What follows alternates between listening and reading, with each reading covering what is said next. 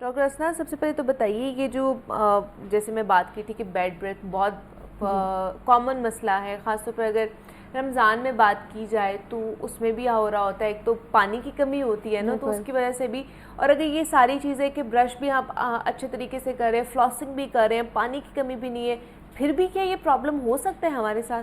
देखिए, आपका ये बहुत वैलिड और बहुत अच्छा क्वेश्चन है, बिकॉज़ ये बहुत ज़्यादा हमें देखने में आता है। ड्यूरिंग रमज़ान भी बहुत ज़्यादा पेशेंट्स कंप्लेन करते हैं कि बैड ब्रेथ है और हमारे मुंह से स्मेल आना, और वैसे भी जनरली मुंह की पिलाहट ज़्यादा होना, उसकी क्या वजह। देखिए, सबसे पहले तो जब हम रमज़ान में होते हैं तो ज़ाहिर पानी का इंटेक कम होता है। सहरी और अफ्तारी में खाने की जैसे आपने बात की कि वो डिफरेंट हमारा फूड हैबिट्स भी, डाइटरी हैबिट्स भी चेंज हो जाती हैं, तो उसकी वजह से ये सारे तमाम जो मसाइल हैं वो कुछ ज़्यादा बढ़ जाते हैं। ब्रशिंग हम प्रॉपरली नहीं कर पाते, लेकिन इन सब चीज़ों को हम कम कर सकते हैं। वो ऐसे कि अगर हम सहरी के फ़ौरन बाद ब्रश करें, अच्छा, और माउथ वॉश कर लें रोज़ा ख़त्म होने से पहले, तो हम बाकी का रोज़े का टाइम उसके कवर में रहेंगे, यानी कोई स्मेल नहीं आएगी मुंह में। फिर हम रोज़े की हालत में नमाज पढ़ते हैं तो कुल्ली करते हैं, तो वो पानी एक दफ़ा आपके मुंह को वॉश कर लेता है, तो वो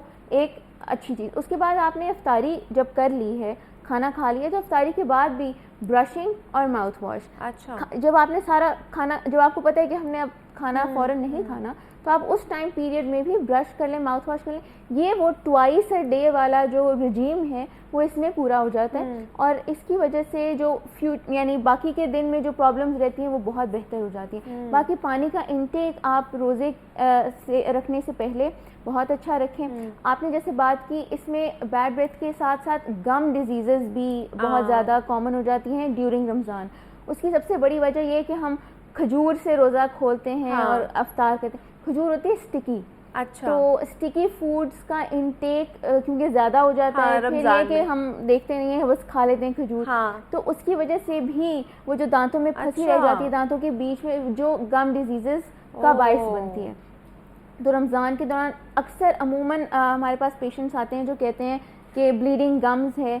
क्लिनिक में मैं ऐसे पेशेंट्स देखती हूँ जहाँ पे वो कहते हैं कि पता नहीं मसूड़ों से खून आता रहता है, और फिर ज़ाहिर है कोई ये भी है कि बहुत ज़्यादा खून आना भी ठीक नहीं है रोज़े के हालत में। तो वो ये सारी चीज़ों से आप तब बच सकते हैं जब आप ब्रशिंग रेगुलरली करें। ट्वाइस अ डे वाला रिजीम आप अफ्तारी के बाद ब्रशिंग और माउथ वॉश, और फिर सहरी के बाद, तो इससे आप बहुत आराम से बच सकते हैं, आराम से इन तमाम तर मसाइल से बच सकते हैं। ये तो चले होगी ना कि अफ्तारी में या रमज़ान में हमारी क्या रूटीन हो चाहिए। अब तो रमज़ान ख़त्म हो रहा है, अब क्या ऐसे भी लोग हैं जो इसका शिकार होते हैं, या बीमारी भी हो सकती है, ये साइंस एंड सिम्टम्स भी हो सकते हैं ना किसी चीज़ के हवाले से, कि आपके बहुत ज़्यादा मसूड़ों से खून आ रहा है, तो वो प्रॉब्लमेटिक हो सकता है आगे जाके? जी जी बिल्कुल, ये जो मसूड़ों से बहुत ज़्यादा खून आना, ये एक बीमारी है जिसको हम जिंजिवाइटिस कहते हैं, गम डिजीज़। इसके लिए सबसे ज़्यादा हम रेगुलर डाइट, जो आपकी रेगुलर क्लीनिंग हैबिट्स हैं, उनको हम बेहतर बनाने के लिए एडवाइस करते हैं। इसके अलावा ब्रशिंग प्रॉपरली, और फिर जब आप क्लिनिक में आ जाते हैं तो उसके लिए स्केलिंग एंड पॉलिशिंग इसका एक परमानेंट और मुसलसल हल है। मुसलसल हल इस तरह है कि ये एक वन टाइम प्रोसीजर नहीं है, ये आपको करवाते रहना पड़ता है। 1 साल बाद मैक्सिमम टाइम है, लेकिन 6 महीने बाद अपना चेकअप रेगुलरली करवाएं। रमज़ान से जैसे रमज़ान की हम बात करें तो रमज़ान से पहले एक दफ़ा चेकअप करा लें। फिर ईद पे, क्योंकि हमारा खाना पीना इस तरह होता है, एशियन हमारा कल्चर ऐसा है कि हम खाते हैं ज़्यादा मीठा भी, तो उसके बाद भी तो स्केलिंग पॉलिशिंग एक बहुत रेगुलर प्रोसीजर है, इसको अपनी शामिल करना अपनी लाइफस्टाइल में बहुत ज़रूरी है। स्केलिंग पॉलिशिंग करवाएं। इसके अलावा इससे बैड ब्रेथ भी बहुत बेहतर हो जाती है, क्योंकि आपके दांत जब मसूड़े, और ये मसूड़ों में खून, और ये एक डिजीज़ की भी निशानी है कि आपका मुंह हर वक्त जो है वो गंदा रहता है। हर वक्त ज़ाहिर है जो आपने खाना है वो आपके मुंह के अंदर ही रहना है। बिल्कुल, आपने जो भी जो आपकी बॉडी के अंदर जा रही है चीज़, वो आपके मुंह से जा रही है। आपके दांत साफ होंगे, अच्छे होंगे, आप खूबसूरत लगेंगे, मसूड़े फूले नहीं होंगे, मसूड़े आपके अच्छे नहीं, उसकी वो सब कुछ ऐसे ही मुमकिन है कि आप स्केलिंग करवाएं, पॉलिशिंग करवाएं, माउथ वॉश का इस्तेमाल करें, brushing regular checkups after every 3 months या 6 मंथ्स बाद आप रेगुलर चेकअप्स कराएं।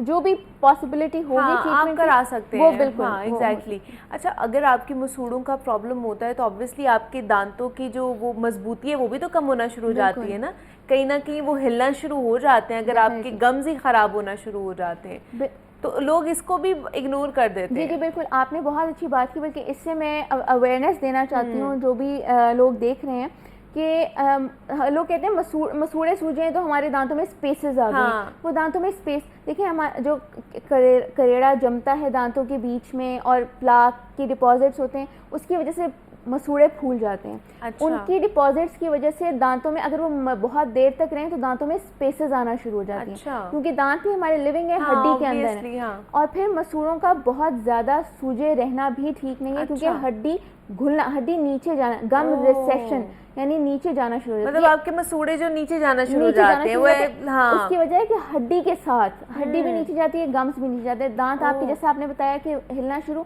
हो जाते हैं, वो यही वजह है कि वो वीक हो जाते हैं, वो हिलना शुरू हो जाते हैं। और इसका हल यही है कि हम टाइमली अपने दांतों की स्केलिंग पॉलिशिंग कराएं, दांतों को साफ रखें, ताकि मिनिमम ये प्रॉब्लम हो। और ये वैसे एज रिलेटेड भी है। ये नॉर्मली हो जाता है, एज के साथ साथ चलता रहता है। लेकिन कुछ लोगों में डिजीज जिनमें ज़्यादा हो, जैसे गम्स वो पहले आ सकती है ना, वो अर्ली, हाँ, उनमें हो बिल्कुल। सकता है ये।